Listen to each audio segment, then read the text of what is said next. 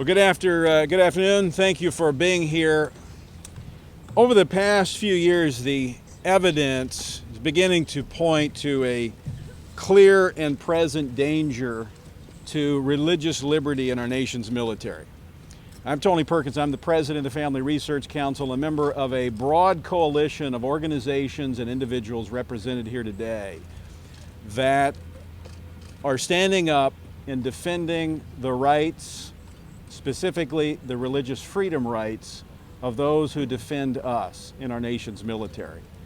There is a growing list of cases and incidents that point to the fact that religious liberty in our nation's military is under attack. This is just a sampling of those incidents that have become public. Increasingly, each one of us in our different organizations and capacities have been getting confidential calls and other reports and information from members of the military pointing to this growing hostility toward religious freedom. Unfortunately, members of the military cannot speak out about these things. So those of us on the outside, many of us veterans, having served in our nation's military, are here today to declare not on our watch. We will not allow members of the military who sacrifice so much to lose their religious freedoms. And so you'll hear from several of the members of this coalition and other individuals, members of Congress. And we have been working with members of Congress, and we have successfully placed into the National Defense Authorization Act language that will protect both the beliefs and the actions of members of the military as it relates to their religious freedom. And leading that effort in the House of Representatives has been Congressman John Fleming of Louisiana. Congressman? Thank you, Tony, and thank you for being with us today. First, I want to read to you the First Amendment to the Constitution of the United States. That is why we're here.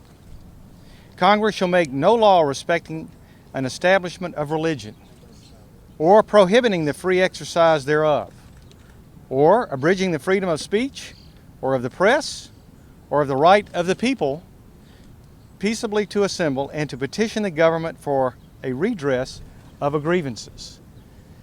Now, you've heard this whole idea about separation of church and state.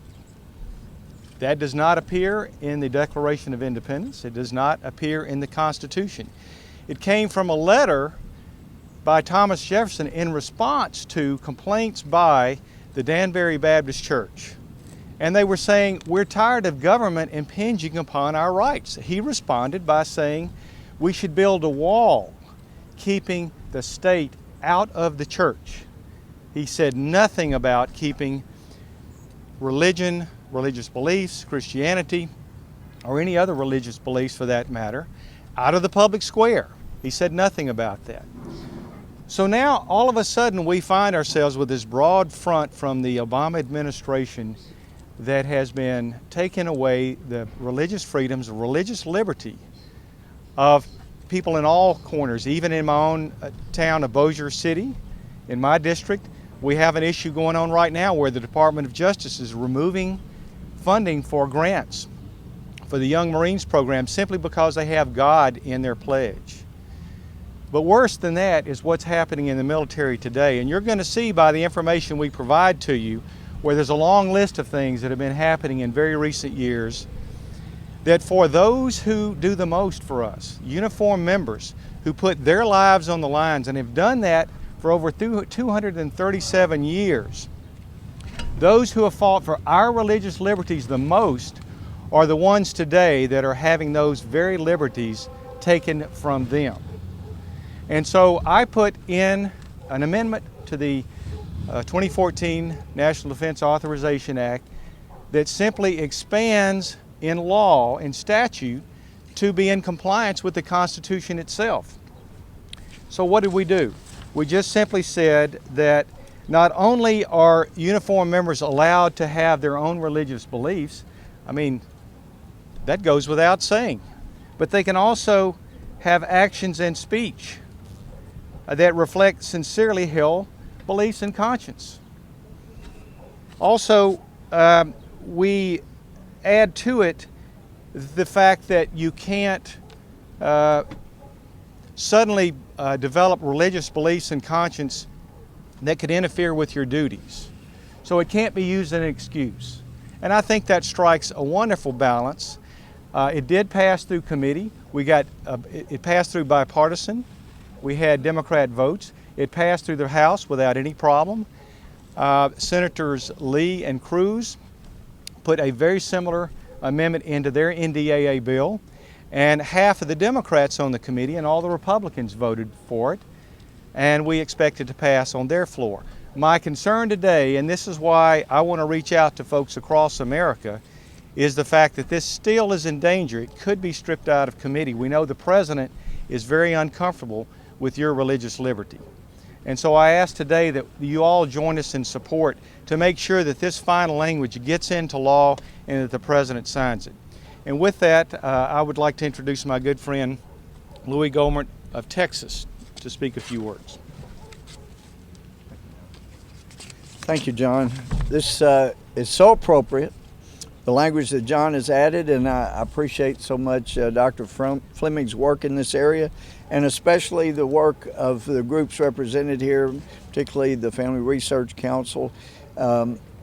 Listen, Ronald Reagan said this: the frustrating thing is that those who are attacking religion claim they're doing it in the name of tolerance, freedom, and open-mindedness. Question: isn't the real truth that they are intolerant of religion? They refuse to tolerate its importance in our lives. That's the bottom line here. This is not about religious tolerance. It's about a very small group having complete religious intolerance, the very type of intolerance that caused the Pilgrims to come here, that caused so many to flee the prejudice and the abuse and the bias that was being occasioned upon Christians in other parts of the world. They came here to have religious freedom. And now somehow we've turned 180 degrees where it seems like the only group that it is politically correct to be intolerant of are Christians, who had such a profound effect on the founding of this country, including about a third of the signers of the Declaration of Independence being ordained Christian ministers. And when you look at the First Amendment that John read, that there will be no prohibition of the free exercise of religion, and you go back to actually the people that coined the phrases that were used. Thomas Jefferson coined the phrase, not in the Constitution, he wasn't at the convention, but in a letter to the Danbury Baptists, where he said there needs to be a separation of church and state, a wall of separation. But it did not violate his good conscience on this issue to come to church every Sunday that he was in Washington as President of the United States, in the Capitol, what we now call Statuary Hall. It did not violate his sensibilities or his idea of the First Amendment when he created the phrase separation of church and state in the letter he wrote, to have the Marine Band come and play hymns here in the Capitol for the Christian worship services. They felt like as long as it was a non-denominational Christian worship service, it did not violate the First Amendment. And I've had, as confirmed by the Congressional Research Service, and have sought to have a plaque put in Statuary Hall that tells people about the religious freedom that was occasioned in there, in that very room. Madison, as the Congressional Research Service set forth, he did not do the same thing that Jefferson did in riding a horse down Pennsylvania Avenue to come to church on Sunday mornings in the Capitol. He instead preferred to ride in a carriage, normally drawn by 2 to 4 horses, to come to church every Sunday here in the Capitol. These are the founders. George Washington issued an order that I didn't get during my 4 years in the Army, but it was an order basically that the men were not to take God's name in vain, reasoning that how in the world can we expect the same God in whom we're dependent and whom we're asking his blessings to bless us when those same mouths are taking God's name in vain. Now, I never had anybody at Fort Benning order that we couldn't take God's name in vain, and there were plenty that seemed to do that. But how do you think the father of our country, as he has been called, would feel about someone coming in and saying, you can't even refer to God? I know how he would feel for those family members that watched the video in Afghanistan of the ramp ceremony, where numerous, we know, of those dead SEAL members were Christians, and a chaplain can't pray in Jesus' name as their religion dictates, since Jesus said, ask it in my name and it'll be done. But yet an imam is called upon to stand before the caskets at the microphone and pray a prayer in his language that basically said every one of the Christian soldiers is going to hell and burn for eternity. What kind of religious tolerance allows someone to stand over a Christian American fallen soldier, or SEAL in that case, and condemn him to hell? Things have gone far too awry when that kind of thing happens. It's time that we stood up against the absolute intolerance and the hatred that is being spewed and is being animated by people against those in our military that have religious beliefs and religious convictions, that they are acting within the ambit of their religious beliefs in protecting America and doing as Jesus did in laying down his life for those he loved. If this administration is going to continue to tolerate this kind of intolerance, they're going to lose members of the military that cannot serve if their First Amendment rights are not going to be protected with regard to religion. We realize that when you're in the military, you don't have the right to freedom of assembly where you want. Right, General? When you say you got to be there at 5 a.m., you got to be there. That's where you got to assemble. When you say you can't criticize the commander-in-chief, it's part of, we understand that.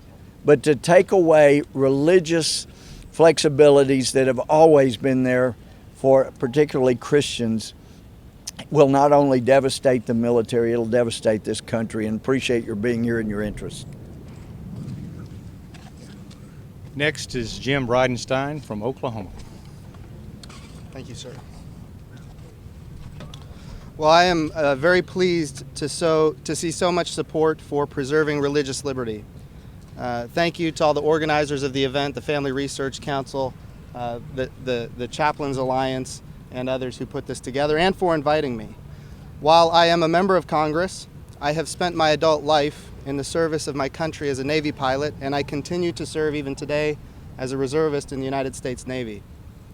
On November 5th, 2009, we all witnessed the consequences of a military culture too focused on political correctness and not on good order, discipline, and common sense. On that day, Major Nadal Hassan massacred 13 and wounded 29 at Fort Hood, Texas. Hassan's superiors were aware of his extremist views. He certainly did not keep them private, and he even made a PowerPoint presentation detailing them. Everyone knew that Major Hassan was a ticking time bomb, but no one wanted to say anything. It is clear that fear of retribution, of being labeled intolerant, contributed to the culture of silence. 10 minutes of terror, 13 people dead, 29 wounded. These are the hideous but entirely predictable consequences of political correctness in the military today. Today is the 237th anniversary of General George Washington's General Order establishing the chaplaincy. In that General Order, he stated, "The blessing and protection of heaven are at all times necessary, but especially so in times of public distress and danger. The General," that's General George Washington speaking of himself, "the General hopes and trusts that every officer and man will endeavor to so live and act as becomes a Christian soldier, defending the dearest rights and liberties of his country." Unlike General George Washington, nobody here is suggesting that every soldier must be a Christian or that every soldier live and act like Christians. but we are suggesting that the president allow Christian soldiers, to have the right to live and act like Christians, or whatever faith they may hold dear. I'd like to share two very distinct statements, one from General George Washington and one from President Barack Obama. In 1778, General George Washington said that purity of morals were highly conducive to order, subordination, and success in the Army. I'm going to repeat what General George Washington said. Purity of morals were highly conducive to order, subordination, and success of an army. To the contrary, President Obama issued a statement that our Religious Liberty Amendment would have, quote, significant adverse effects on good order, discipline, morale, and mission accomplishment. I don't know about you, but I think President Washington was a little more qualified to discuss military matters than our current president. I am honored to stand with these men, with Dr. Fleming, with Mr. Gomert, today in defense of religious liberties in the military. But I think there is another very important message today, and that is this. Whatever the president does or does not write in a signing statement about the so-called, quote, adverse effects of religious liberties in the military, it will not be able to smother the love of God which burns so brightly in the hearts of most of our soldiers, sailors, airmen, and Marines. Thank you so much. Thank you, Congressman. Yes, sir. My name is Ron Cruz. I'm a retired military chaplain, served for 28 years on active duty and in the reserve system as a chaplain. And now I'm a chaplain endorser. Endorsers are the people who provide chaplains to the military. And I stand here today representing an organization called Chaplain Alliance for Religious Liberty. We are a group of chaplain endorsers, and we represent and speak on behalf of more than 2,400 chaplains currently serving in our military, which is almost 50% of our chaplains serving in the military today. And I come to you for two reasons today. One is to thank the members of Congress who have passed the legislation in the House and in the Senate Armed Services Committee that will provide real clear directions concerning religious liberty for our military personnel today.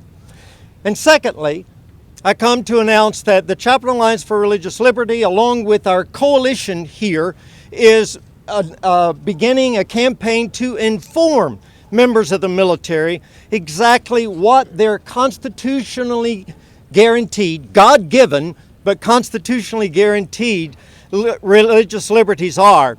We are beginning by distributing among chaplains and among service members what we call a palm card. We've got two versions, one for chaplains, one for service members, that outline on one side, these are what your religious liberties are, and on the other side, this is what to do if you believe your religious liberties are being threatened in any way. We are telling members of the armed forces that if you believe your religious liberties are being threatened, and I get these reports. General Boykin and I have talked many times about the reports we get from the field, and I could give many examples, but I don't have the time to do it today. But if you believe those religious liberties are being threatened, here's what to do. We're going to direct you to a website that's being established by this coalition, and on that website will be a link that says if you believe your religious liberties are being threatened, here's what to do. It will take you to another page that's connected to the Chaplain Alliance website that will allow you to provide some information so that you can receive counsel, either from a chaplain or from an experienced military personnel, or if necessary, legal representation, because we believe that those who are wearing the uniform, those who are putting their lives on the line to protect the religious liberties of all Americans should not themselves have to give up those religious liberties that they are willing to die for. Thank you very much.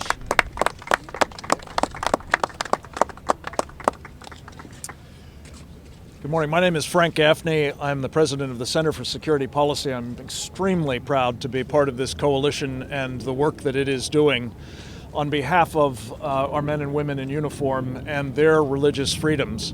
Let me just take a minute to put this in context. As you may have noticed, the world is getting very ugly. the likelihood that we will find ourselves in conflict again is, in my estimation, a virtual certitude.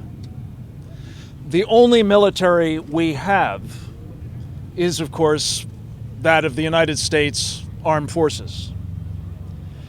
I fear we are in the process of breaking that only military we have in a number of different ways. One could look at the underfunding of its budgets, the failure to train it properly, the failure to maintain it adequately, and the assault on the culture of the military in any number of respects.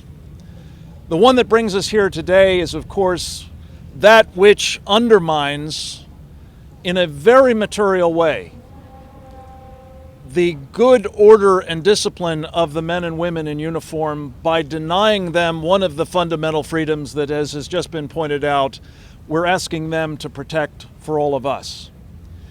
We cannot persist in this behavior that gives so little regard for those who volunteer to protect the rest of us, especially at a time when it is going to become, I fear, more necessary than ever. For these reasons, I hope this coalition and the millions of Americans for whom we speak will succeed in ensuring that our troops know that we stand with them, despite the evidence to the contrary, that we help correct these egregious mistakes that are being made that threaten them and their ability to do the missions assigned to them, and that we will indeed persist in the practice of freedom of religion, both in the civilian part of this country and its armed forces that protect it. Thank you very much.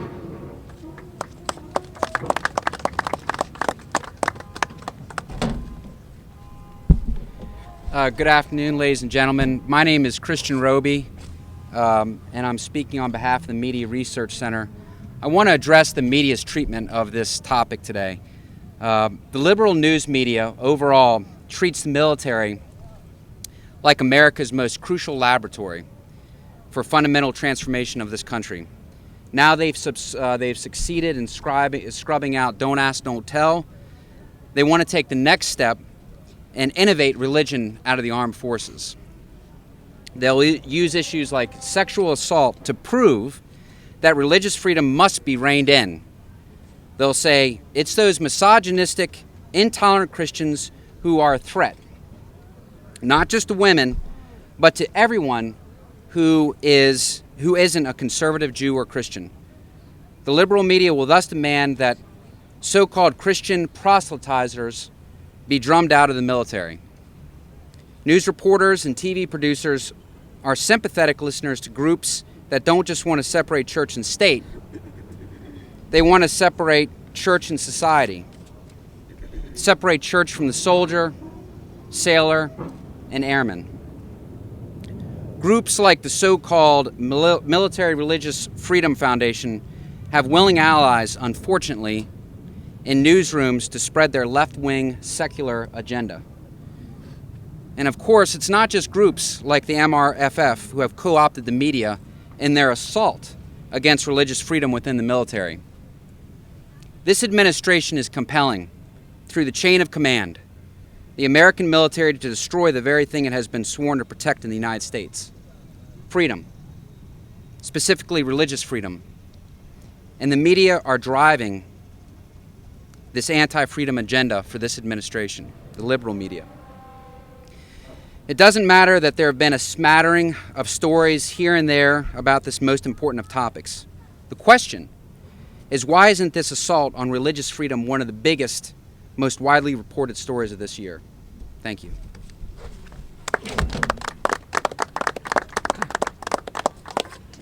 Good afternoon. I'm Tom Fitton. I'm president of Judicial Watch.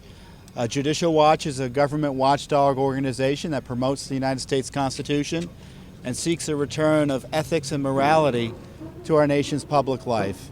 And part of our investigations into government abuse, the focus on the military, some in the military's assault on religious freedom has been a focus of our work over the last several years. It is important to know that this issue did not begin with the Obama administration and will not end with the Obama administration. Legislative remedies are appropriate, but ongoing oversight is essential to stopping this ongoing abuse. This is why Judicial Watch has joined this coalition. This coalition is not here to disappear after a few days. We will be here for the long haul because we understand that the assault on religious freedom is an ongoing battle, and it is part of government abuse that comes with alliances from the inside and the outside in terms of hard left groups that are focusing the military on the wrong issue, which is the so-called religious freedom of those who do not like religion versus the religious freedom of those who wish to express it as per the United States Constitution. Most recently, we have asked questions about these alliances with outside groups. We've been getting stonewalls from the Obama administration. We've been asking the Air Force about its assault on religious freedom. We've been getting stonewalls from the Obama administration. The stonewalls need to end. So this is not necessarily a constitutional issue, it's as much an issue of government abuse and corruption. And that's why Judicial Watch, which is a government watchdog group, is happy to be joined here today with these leaders in Congress and certainly the Family Research Council and the Veterans of America that deserve better from their government. Thank you. I'm Ken Blackwell, former U.S. Ambassador to the United Nations Human Rights Commission. And on occasions, many occasions for 3 years, I had the pleasure of explaining to the nations of the world how religious freedom was an inherent part not only of the American character, but American exceptionalism. And it gives me great pleasure representing today the American Civil Rights Union Policy Board, headed up by former Attorney General Ed Meese, to say that we stand on the front lines with the assembled group to make sure that those who are on the front line protecting our freedom have their freedom protected. Our American freedom, the centerpiece of it, is the right of conscience. And that is embedded in the right to worship, the right to religion, the right to religious liberty. So I hope that as we join the 167,000 folks who have signed this petition, and the millions of folks who have not had the opportunity to sign but are willing to sign, the millions of people, that we speak loudly and clearly to the U.S. Congress and President Obama's administration that we do know what the essence of American exceptionalism is, and we're willing to fight to make sure that it is protected, not only in the public at large, but within the military, where those who protect our freedom in general give us their all. Thank you.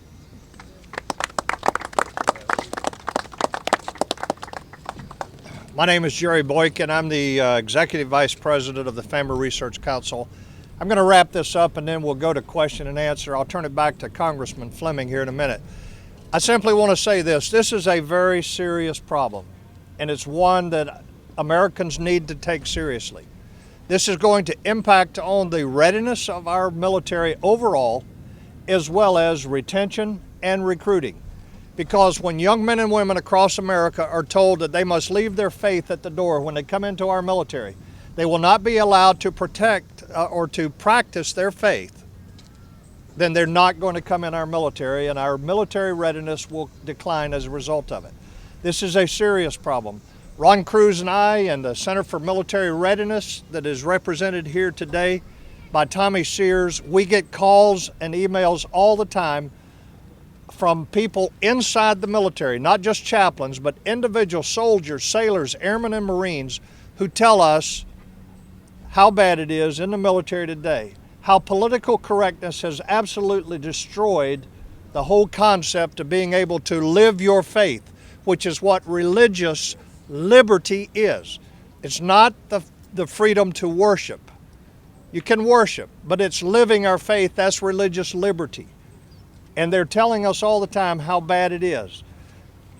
Back in April, Admiral William Dean Lee of the Coast Guard stood up at a local prayer breakfast and explained how he, as an admiral in the Coast Guard, was told that it was prohibited for him to give a Bible to a man who had just attempted suicide. Now think about that. He could not give him a Bible. That, my friends, is over the line. Thank God he did so, and that man is doing very well today. But this is a serious problem. Please go to our website. This is a coalition. This is not just Family Research Council. This is a coalition. And all of these members of this coalition are not Christian organizations, but they are organizations that care about our Constitution, about our liberties, about the future of America with regard to those liberties, particularly religious liberties. This coalition has put together a website. It's called militaryfreedom.org. And if you go to that, it will take any service member who wants to report an infringement on his religious liberties. It will take you to the website at the Chaplains Alliance with Ron Cruz, wherever he went. And here's Ron. It will take you to their website where these individuals can anonymously report violations of their religious liberties. So, this is a serious problem, and Americans are passionate about it, and you can see from these signatures here of 167,000 people, which were collected in about 6 days, and there are other surveys that have tens of thousands of people. Americans care about this, and we're going to stand with those who are unable to defend themselves and defend their own personal religious liberties.